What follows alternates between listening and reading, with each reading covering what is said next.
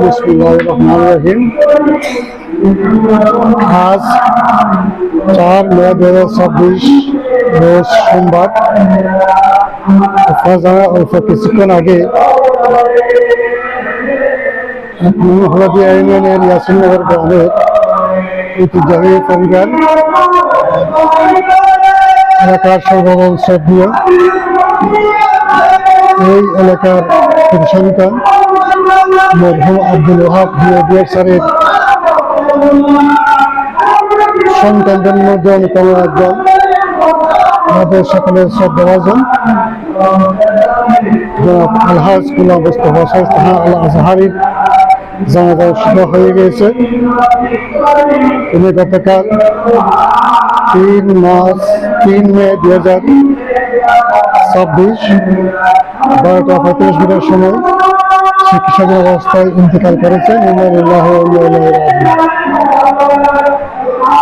ইতিমধ্যে জানাজা সম্পন্ন করে আমরা সাংবাদিক বৃন্দের মুখোমুখি দু একটা কথা বলার জন্য উপস্থিত হয়েছি।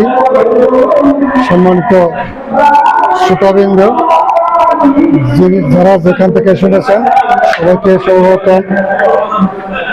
আমার বিদ্যালয় হযরত ইয়াসিন শাহ পাবলিক গভর্নমেন্ট উচ্চ বিদ্যালয়ের পরিচালনা পরিষদ, শিক্ষক শিক্ষার্থী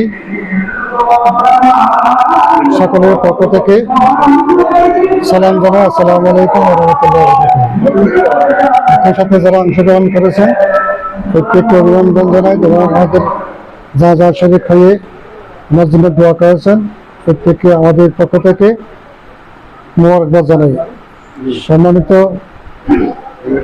শ্রোতাবৃন্দ, তিনি এক অনন্য দৃষ্টি স্থাপন করে আমাদেরকে তাক লাগিয়ে আমাদের কাছ থেকে চিরবিদায় নিয়ে চলে গেছেন। আমি এসেছি আজকে এই বিদ্যালয়ে 7 বছর 1 মাস, আজকে 7 দিন আমার হাত থেকে শুরু করে এই পর্যন্ত উনি এই বিদ্যালয় পরিচালনা পর্ষদের সম্মানিত দাতা সদস্য হিসেবে দায়িত্ব পালন করেছেন। ওনার দায়িত্ব এবং কর্তব্য পালনে যেটুকু আন্তরিকতা আমি পেয়েছি তা ভোলার মতো নয়।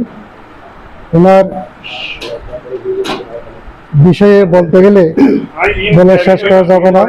আমি এটুকু মনে করি আমি শিক্ষা প্রতিষ্ঠানের সঙ্গে এতই সম্পৃক্ত যে বিদ্যালয়ের যে কোনো দিক পড়ালেখা থেকে শুরু করে শিক্ষার্থীর উপস্থিতি, লেখাপড়ার মানদণ্ড এবং অভিভাবকদের সমন্বয় বিভিন্ন কাজে আন্তরিকভাবে সহযোগিতা করে এই বিদ্যালয় এগিয়ে নেওয়ার জন্য আন্তরিকভাবে কাজ করেছেন। সর্বশেষ উনি শুধু শারীরিকভাবে নয়, মানসিকভাবে, আর্থিকভাবে, মেধা দিয়ে, সব দিক দিয়ে এই বিদ্যালয়ে এগিয়ে নেওয়ার জন্য আন্তরিকভাবে সহযোগিতা করেছেন। তাই ওনার সহযোগিতার জন্য আমার বিদ্যালয় পরিবারের পক্ষ থেকে ওনার বিদায়ী আত্মার মাগফিরাত কামনা করছি এবং একই সাথে ওনার পরিবারের যারা আছেন সকলে এই সুখ বইবার মতো শক্তি দান করার জন্য আল্লাহর দরবারে প্রার্থনা করছি। সম্মানিত শ্রোতাবৃন্দ, ওনার মতো ক্ষমতাধর মানুষ খুব কমই পাওয়া যায় আমাদের দেশে। কোটি কোটি মানুষের মধ্যে এ ধরনের একজন মানুষ খুব রিয়ার বা বিরল। তাই ওনার জীবনকে যদি আমরা আমাদের জীবনের পাথে হিসেবে অনুকরণ করতে পারি তাহলে আমি মনে করি আমাদের জীবনে ইহকাল এবং পরকাল উভয়কালে ধন্য হবে। সেজন্য ওনার জীবনটা অনুশীলন করা আমাদের জন্য অত্যন্ত জরুরি। পরিশেষে